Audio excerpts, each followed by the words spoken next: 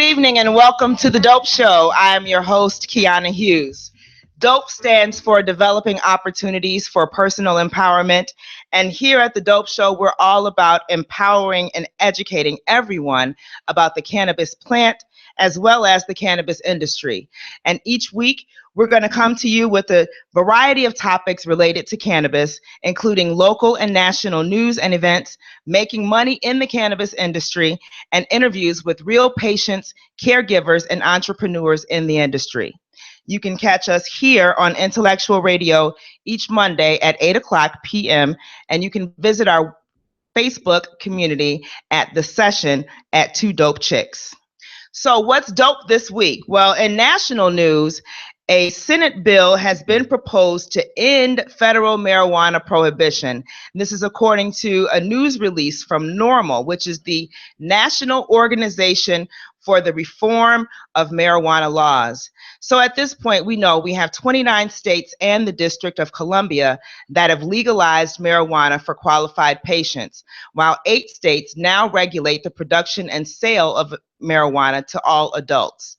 An estimated 63 million Americans now reside in jurisdictions where anyone over the age of 21 may possess cannabis legally, and voters support these policy changes. According to a 2017 Quinnipiac University poll, 59% of Americans support full marijuana legalization, and 71% believe that states, not the federal government, should set marijuana policy.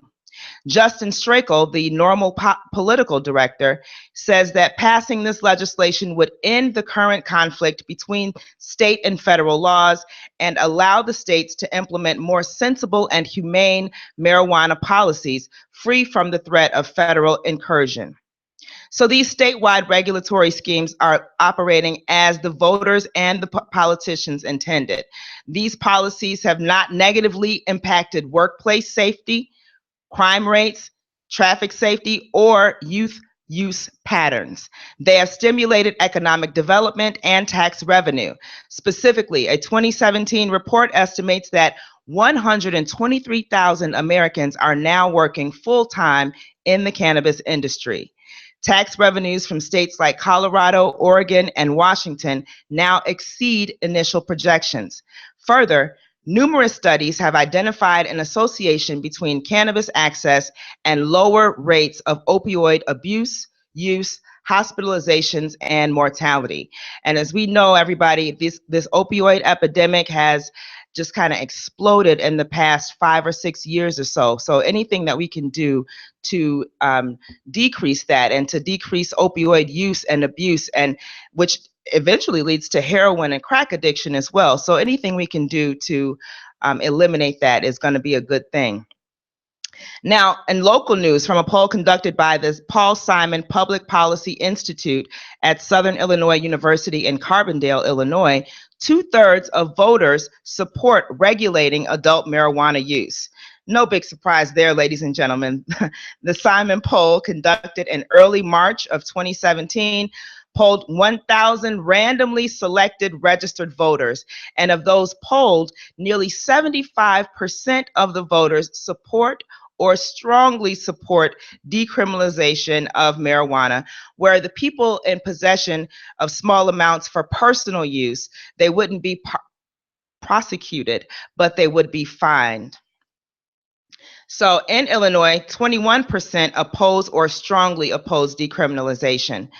66% support or strongly support legalization of recreational marijuana if it is taxed and regulated like alcohol. 45% of the voters notably strongly support that legalization, and only 31% of voters oppose or strongly oppose. Here in Chicago, 80% of the voters support or strongly support decriminalization, statistically the same as their suburban Cook County and other counties who support or strongly support at 79%. So as you can see, here in Illinois, we've got major support for decriminalization, for legalization. And so it should be just a matter of time before we're able to really get the ball rolling here in Illinois. I know you heard recently, and we reported as well, that we have some lawmakers here in Illinois who are pushing for the legalization of adult use marijuana. So definitely stay on the lookout for any advancements in that discussion.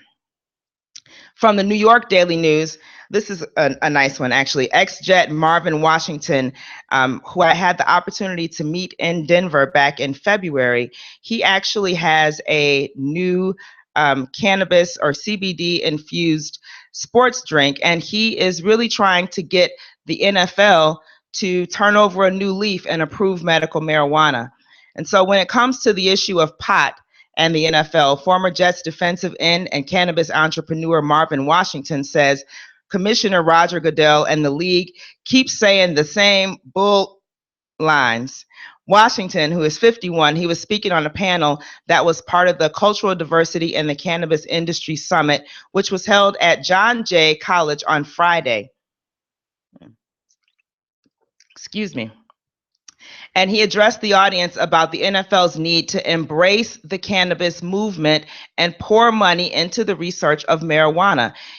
I spoke to him about this. He's very passionate about this. He truly believes and knows from his own personal experience that marijuana is a much safer alternative to addictive painkillers. It's a collision sport, he says, and the safety issues are really huge in this game. I don't want to kill football. I just want to make it safer. And I believe we have something that can make it safer. Also, a part of that panel was Montel Williams, who is a former talk show host, and he was the keynote speaker at the summit. He says that Washington is one of the board members for his company, which produces medical cannabis products. I'm going to try to say this, Lenitive Labs. Williams says that this is not fake news, that cannabis products can be a safe alternative for treating numerous health ailments, including multiple sclerosis. Williams suffers from the disease and uses cannabis products to stay ahead of the pain. Instead of taking painkillers, I can do this. It helps to keep it in check. Similarly, I was reading actually some other things about football today, a lot of football news. And in Pro Football Talk, they report that Jerry Jones and other NFL owners have conducted a private meeting last week during their annual league meetings in Phoenix. The Dallas Cowboys owner told the other owners that he wants the NFL to drop its prohibition of marijuana use. Although the NFL appears to not be ready to let its players smoke marijuana whenever they want, the league has become more lenient toward the drug. In 2015, the NFL altered its pot policy and allowed the threshold for a positive marijuana test to be bumped to 35 nanograms per milliliter, up from 15 nanograms per milliliter. Major League Baseball's threshold for failure is 50 nanograms per milliliter, which actually gave NFL the strictest policy in major sports. The executive director of the National Football League Players Association, DeMaurice Smith, said earlier this year that his group would ask for a more lenient marijuana policy. But NFL Commissioner Roger Goodell says that he's been a vocal opponent in this, and he says that if players want to change, they likely will have to make some concessions in their next collective bargaining agreement. Support for decriminalization has increased nationwide, as we just discussed, and public support for legalizing the substance hit 60% last October in a poll by Gallup. So we're going to take a quick break here before we move on to our Dope Money segment. And this week's Dope Money segment is brought to you by Two Dope Chicks. Two Dope Chicks Consulting is an educational consulting firm specializing in the cannabis industry. With over 25 years of combined experience in education, training, professional development, and curriculum design, Two Dope Chicks will provide all of your corporate training and community outreach needs. To schedule a presentation or for more information on upcoming presentations in the Chicagoland area, keep in touch with Two Dope Chicks at twodopechicks.com or on Facebook at Two Dope Chicks.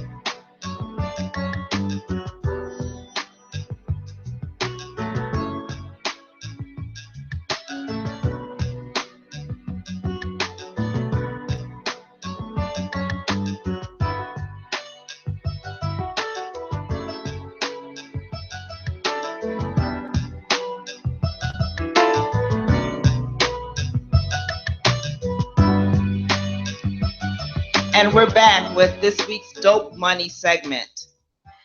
So from the Financial Buzz news commentary, the legal cannabis market is rapidly developing.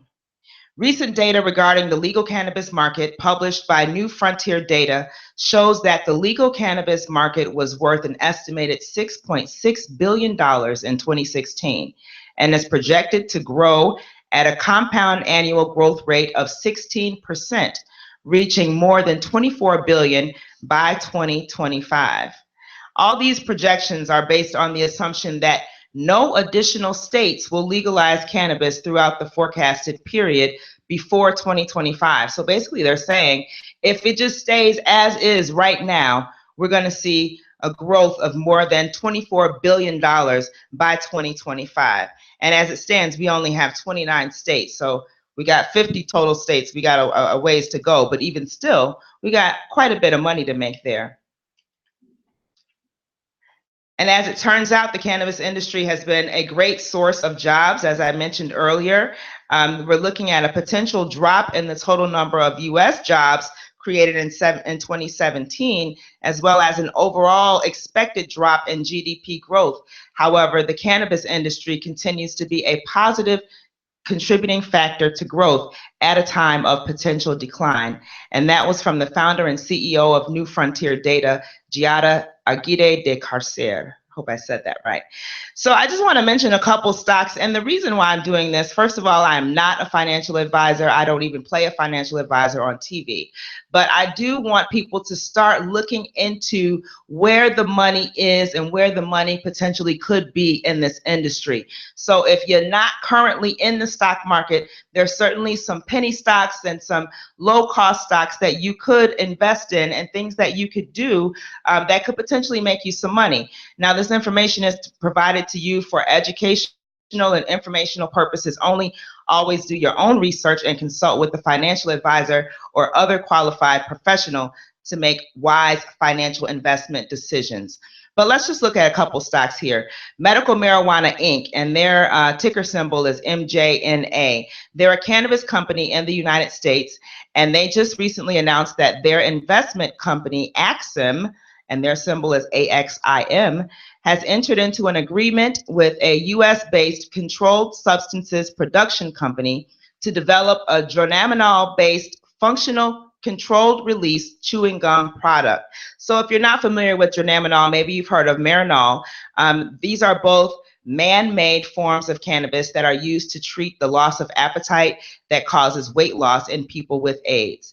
It's also used to treat severe nausea and vomiting caused by cancer chemotherapy.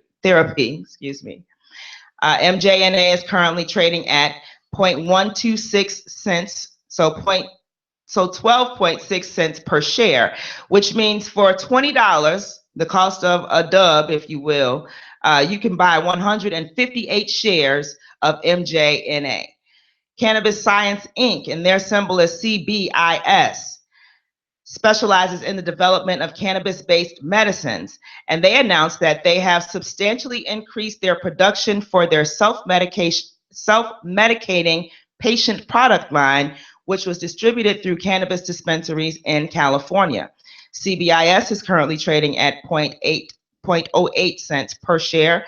So for $20, you can get 250 shares of CBIS. Finally, Growblocks Sciences Inc., and their symbol is GBLX. They're engaged in developing and utilizing technologies in plant biology, cultivation, and extraction techniques combined with biotechnology, and plans to produce medical-grade cannabis, cannabis concentrates, and cannabinoid therapies.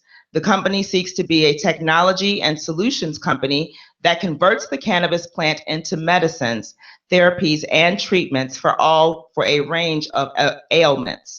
GBLX is trading at 35 cents per share. So for $20, that's about 57 shares of GBLX. That's it for our Dope Money segment for this week. You are listening to The Dope Show on Intellectual Radio. That's Mondays at 8 o'clock p.m. After this break, we'll be back with our patient spotlight with Mr. Christian Navarez. Look forward to seeing you soon.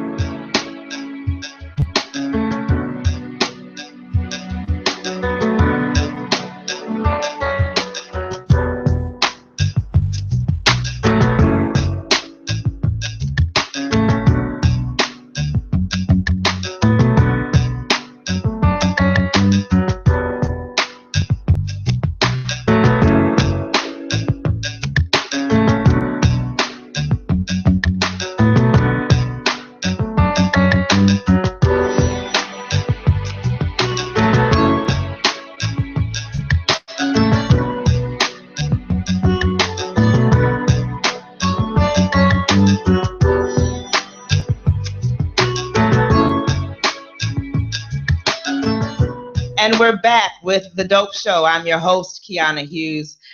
Today I have a very special guest. He is our patient spotlight interview for this week. His name is Mr. Christian Varas. And I guess I should call you Chris. Yeah. Is that okay? Just to give you a little bit of background as far as Chris and I, he's a very special guest to me. In one of my many jobs, I am a teacher at a local community college, and Chris was actually one of my students. And we happened to, I don't even know how we started talking about it. I think he was kind of telling me something about why he wasn't going to be in class one day. And he mentioned what the issue was. And I said, well, you can get weed for that. And Yeah. which is always my response whenever anyone tells me they have something. And I'm like, you can get something for that. So, but it turns out he already knew. And that really just kind of opened the doors of the conversation between the two of us. It's not something that I normally talk about in class. So it was really just a great entrance point. And I was so thrilled that he agreed to come and let me interview him and talk today. So welcome to the show, and thank you for coming, Chris.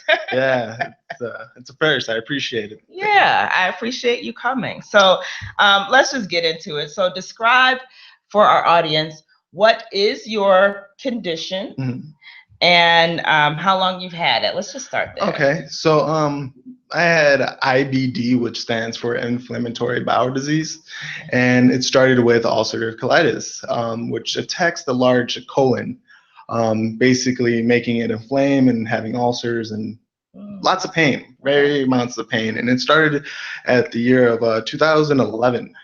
Okay. So and how old were you then? I was about maybe 15. Oh, wow. Okay. So I want to say I was a sophomore in high school. So, and I was a wrestler as well. So I always had constant nosebleed. So once I kind of, I would always bend my head back, and then I started noticing blood in the stool, and I would think, and how naive I was like, it's just the nosebleeds, it's the nosebleeds coming out. Okay, and the way. Weeks later, it kept on going, and I finally told my mom, and I was like, hey, this is going on.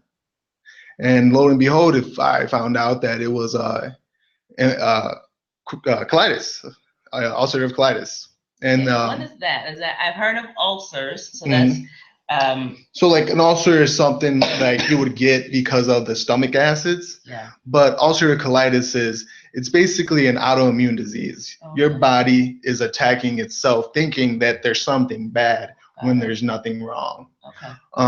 So there came to a point in 2013. That's when I started having my symptoms come to an extreme high. I missed my entire senior year at high school because I was in and out of the hospital constantly. And it came to the point where I needed surgery. In 2014, I had 3 surgeries to remove the whole large intestine, which was 10 times its size, they told me, and it started having cancerous cells. So that's the whole reason they were pretty glad that they caught it when they did. After that, I had a bag for a year, which is kind of like an ostomy bag. And this is you're 15 years old? Yes, this was all happening at such a young age. Okay. Oh, and you said you missed your senior. Oh, so yeah. So your whole high school. Oh, it was. Yeah. And the great thing was I was still able to pass with 3.7. So. Oh, you're a great student. I know you're a good student. It was a tough process, and with all the conditions, it started not only to mess with the physical, but the mental as well. Sure. Constantly being afraid of the pain, worrying about pills, worrying about if I was gonna have my next pain pill, and make sure I had it. Okay. It came to that point of fear. And what kind of pain pills did they have you on at that point? What kind of painkillers were you? From the age of 16 all the way to 20, I was on pain medication. Wow. And it started with Vicodin, then it started with morphine, and then it started with extended release morphines, and then it started with high set, fentanyl, oxycodone, you name it, I probably took it. So how were you functioning. I mean, those are some pretty heavy drugs. Yes, you're right. And I was able to function because I was taking them how I was supposed to, but I wasn't who I was. Sure. My personality, my demeanor, my attitude was horrible. Okay.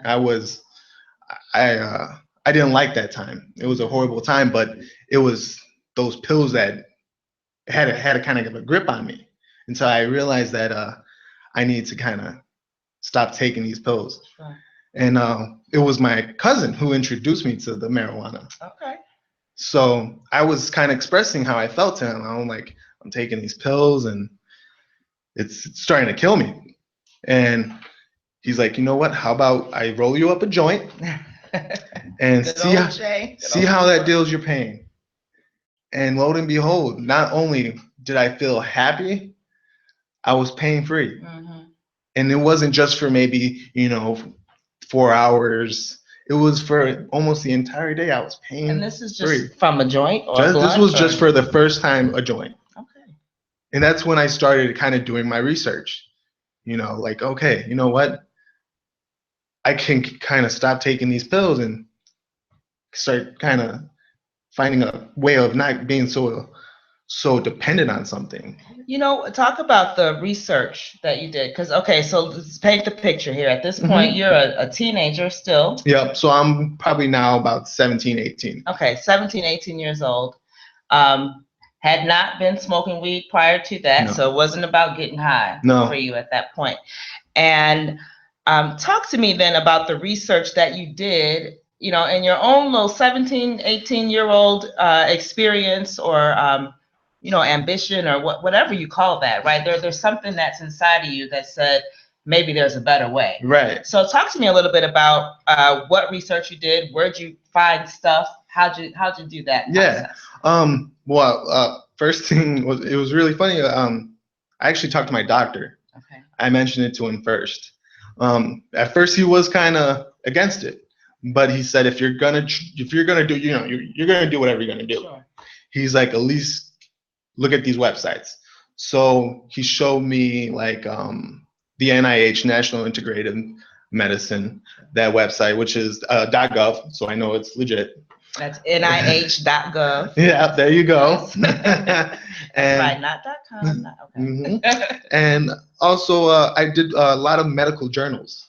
I read a lot of medical journals that were done in Europe, Australia, because their laws are very lenient compared to the ones over here. Mm-hmm. So where I was reading where there were people just like me having the same problems, being able to be better with marijuana and not just smoking it, but eating it and all types of form, they were actually getting better. And it wasn't just for like cancer, it was for multiple diseases. Yeah. And when I saw that my disease was there, it just kind of drove me more. It was like a fire was in me to know that I got to try this. I got to get to make sure that I can start using this medicine. Awesome. Tell me now, so at this point, what year is this then? This was about now 2015, 16. Okay, so we're legal in Illinois at that point. The program's really just getting started. Exactly. Then you had to be one of those first few. Yeah, I was already the first few. But it was hard for me only because of my family. Okay, that's where I was going. What was the initial reaction from your family? So at that point, you still had to get permission, right? It was more of like, you can do it. You're of age, but with my morals, I knew that I got to have an okay with my parents. Sure. Yeah. But then I also told myself, I also got to take care of myself first. Right. Even if it hurts them, they know that I'm doing it only because I'm trying to better myself. I'm not looking for a getaway. I'm looking to get better. Get better. Yeah. So my father, he's old school. He's against it, and it's because his father was also a marijuana smoker, but an alcoholic. Okay. So he grew up seeing that as a child, and it just showed him a nasty picture of what it was. and what it really is and what it shouldn't be, actually, what I should say. Sure. And my mother, she's in the medical field. She's a advanced practitioner nurse, and she was okay. She understood, and she said, as long as it's prescribed by a physician and monitored, I'm okay with it. Good. So it was more of like, okay, I have some acceptance, but my dad is more kind of, he knows, but I don't think he wants to face the truth, and I'm okay with that. Yeah. You know, you know what? That is something that is very common, and we find that a lot as it relates to cannabis, marijuana, whatever you want to call it. It's almost as though people are so ingrained in what they already believe that to even think that there might be something different. It's almost like you're attacking them, right? Yes. So it's like, okay, if I got to think differently about this, then that means what I've been believing is wrong, right? Was wrong. And now I got to learn something new or figure out a new way to be, or, whatever. So that's a lot of people kind of encounter that barrier. I encounter that when I'm trying to talk to people about it, or even find venues to give presentations. It's always like, it's a touchy subject, and it really shouldn't be. Yeah. It should be something that is kind of as a casual talk, as I view, because I think as this generation is growing, you can tell just by the numbers, the youth sees the potential of it, and it's more of the older generation that is stuck in the ways of thinking the war on drugs. Yeah, you know what though? It's interesting though. The baby boomers, actually the 60 and older crowd, they are actually the fastest increasing population of cannabis consumers. And I'll tell you why, because they have a lot of pain, right? They're dealing with pain, they're dealing with all these different issues, and they're looking for relief the same way. Right. And so it's kind of like at some point you're at your wit's end and you just want to get better, right? Exactly. And so if somebody's going to give you something that's going to make that arthritis go away, or if it's going to, help you maintain a quality of life for yourself, then you're gonna go for it at some point and say, you know what, I just have to figure it out for myself. Yes. Tell me, do you have siblings? You have brothers and sisters? Yes, I do. I have 2 older brothers, so I'm the baby of the family. Oh, you're the baby. And now, were they consumers previously? They were triers. Okay. They tried it. My middle brother, he kind of occasionally, rarely does it, but the oldest, once time and done. And that's it. Because he's a homicide detective of the state. Oh. Wow. So I gotta watch what I say in front of him. At least you got a card. Yeah, exactly. You do have a card. Yep. And we're only talking about legal medical usage. Yes. So let's get that, put that on the table. That's all we're talking about. Yes. Okay. So tell me now, how has it affected your quality of life? How is your life different now than it was before you took that first hit? I would say it just keeps on getting better. Yeah. I keep moving forward as compared to feeling as sinking. Okay. Not because of the euphoric feeling of the smoking, but the feeling of being able to go to school and live a life that I missed out in high school. Sure. To go to bars with my friends, or to go on a date with the girl I like, not being curled up in my room for days on end in pain. Yeah. And that's the thing I get from it, is that I'm not stuck in one spot anymore. And it's not just the pain. It was the Western medicine as well. Okay. Because in combination, you can really sink. Depression is one of the side effects. Yes. Depression is one of the side effects. And definitely when you're trying to get off of them, right? The withdrawal symptoms. Did you have did you use cannabis to manage your withdrawal from the painkillers? Or at that time, yes, I did. Okay. And also Unfortunately, I was also diagnosed with PTSD and anxiety because from the illness. Well, that too. But with my first surgery, I woke up early, and they were still operating. Wow. Okay. And everyone's nightmare. Yes, exactly. It's the worst experience. I wouldn't wish it on anyone. Yeah. But I was their hands were in my stomach, and I smelled the cauterization of my skin, and it was a very, very dramatic moment in my life. And when I woke up, I was yelling and screaming, fighting to get out of the hospital right after being operated on. And you were, a baby. I was only 17. Yeah, a baby. You know, really? So, and I went in comfortable. I went in never scared, never anxious, never afraid. Mm-hmm. And I came out always dreading the hospital visits. Oh yeah. Okay. So with that came a lot with the help of cannabis instead of using benzos. Okay. Because at one point they had me on benzos. And so for people who don't know what benzos are. Benzos is like Ativan, Xanax, okay. Things to give you kind of a relaxer. Yes. You know? And those can be also addictive. Absolutely. And people pop a Xanny.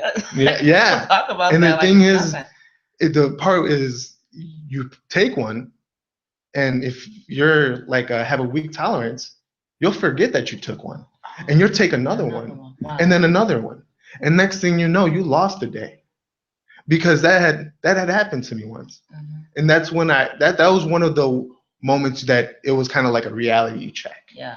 Like, whoa, I don't know how I drove home.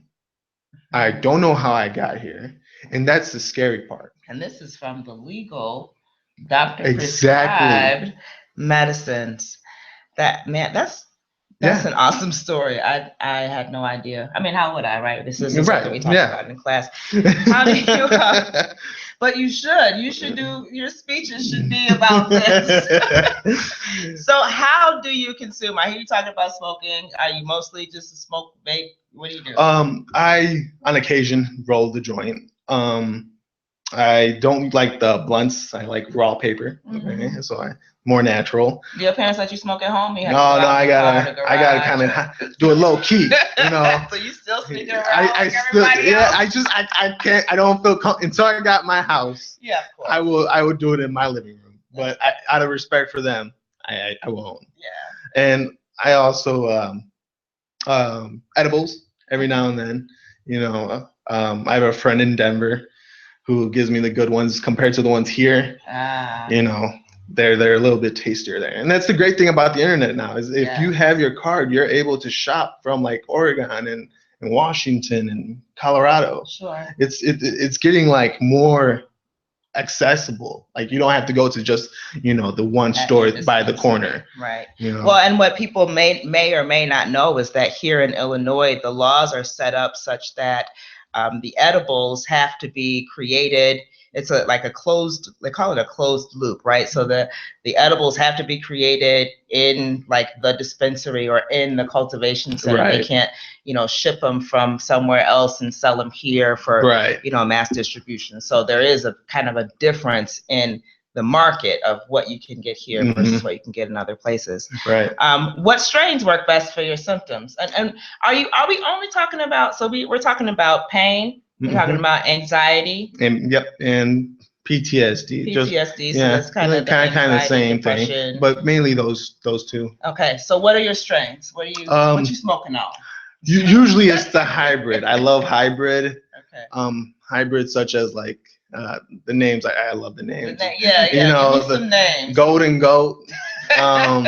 Stephen Hawking. That was one that I had. Oh man, and it did put me in the couch, like in the sofa. Couch lounge. Yeah. Oh my God. That's an indica. Yes, it was. Couch. Okay. You know. What a Blue Dream. Blue Dream. Yes. Blue Dream is popular with a lot of medical users. Like people. I hear about Blue Dream a lot. Yes, it's a very a mind high for me. You know. Actually, the first person I heard about Blue Dream, it was a a cancer patient, and she was an older. I'm sure she was in her 70s. Yeah. See? But she was the first. That was the first time I heard about Blue Dream was from Miss Long. Okay. What other are you using? Any other treatment methods? What else are you using in conjunction with your cannabis? Or are you just all cannabis? Really just all cannabis. Besides doing, meditation. Tai Chi. Okay. I NT. I do some. What's NT? T like T. Yeah. I thought you said NT. Oh no.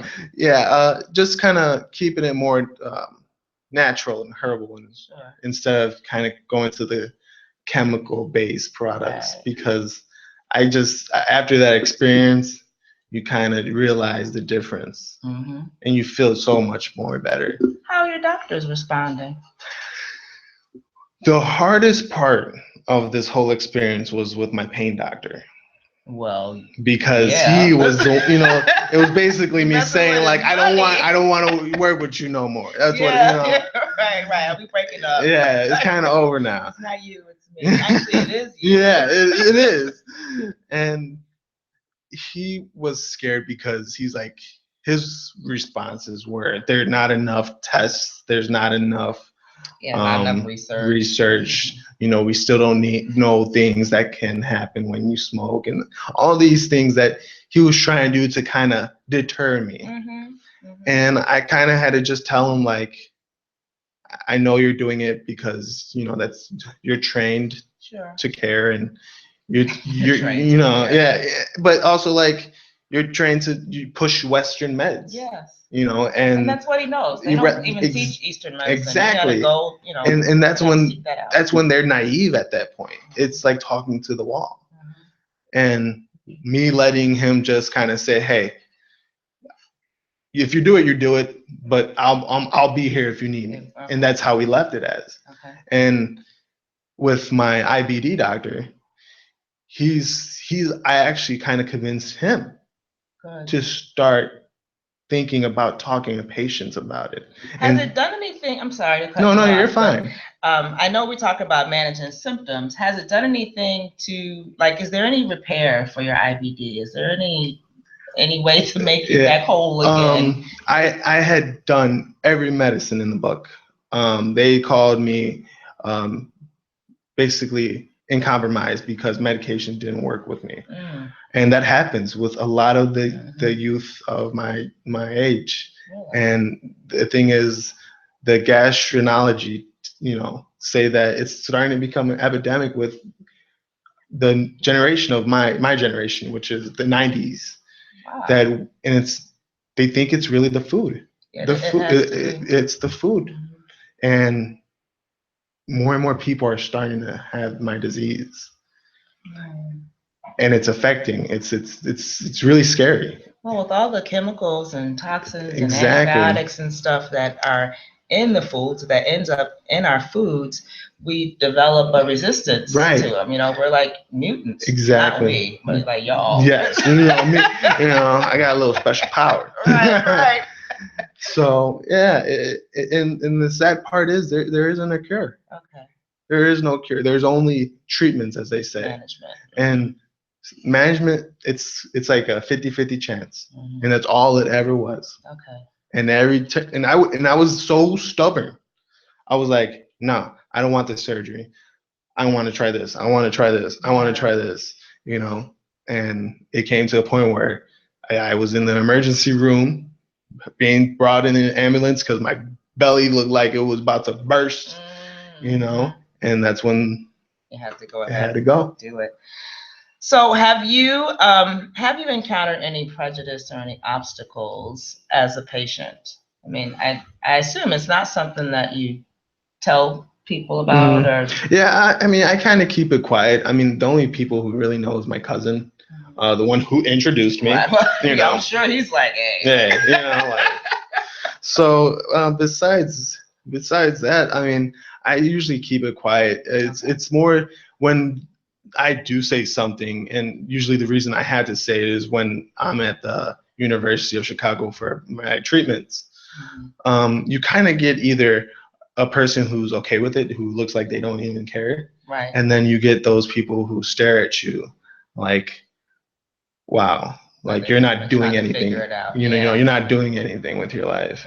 One of those type of looks, and it's kind of there's a misconception of it, and I have had people, when they overhear me say, I smoke weed. Yeah. They just kind of say, excuse me, or, oh, dude, that's horrible, like, you're lazy, you don't do anything, and it's not even something that you were doing before you got sick. Exactly. I think that's a big point.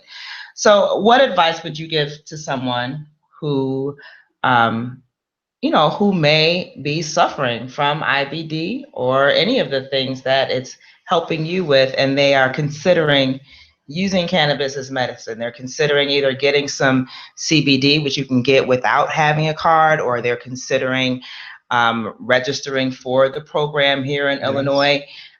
What advice would you give them? What would you say? I would say try it before judging it, because you'll be shocked on how it works besides the medication that you take.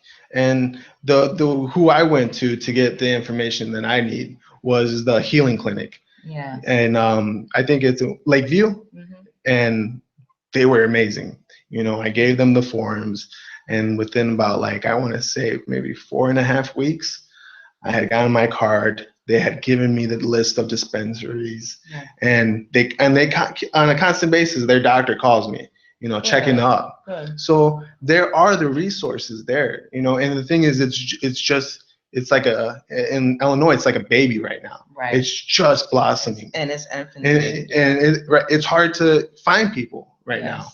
It is, and I would just say is talk, be active about it. Do not hide in the shadow because of what people will think, because you got to think of you first.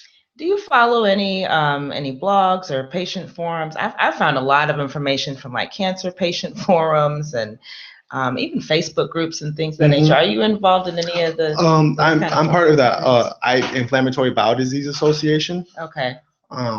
There's walks in Chicago. The color for them, or I should say for us, is purple. Okay. So, and there's walks there. Do they have a website where other patients where they share information about cannabis? They or do. Any of that?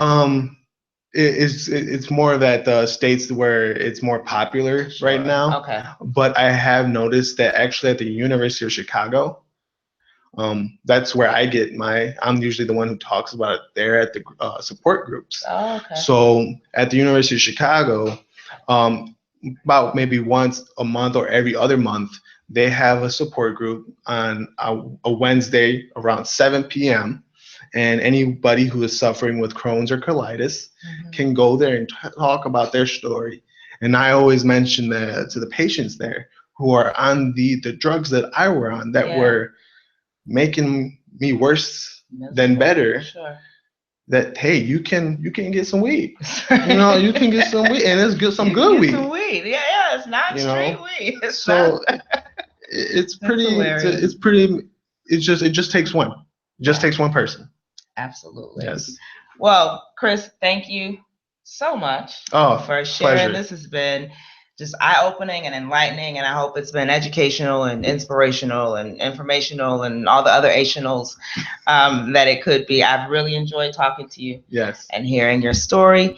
And ladies and gentlemen, that's our show this week. So thank you for joining us. Thank you for listening. Thank you to our sponsor, 2 Dope Chicks. Again, you can check us out every Monday at 8:00 p.m. on IntellectualRadio.com, and keep in touch with us on our Facebook page, 2 Dope Chicks Presents The Session. Thank you, and we'll see you next week. Bye. Yeah.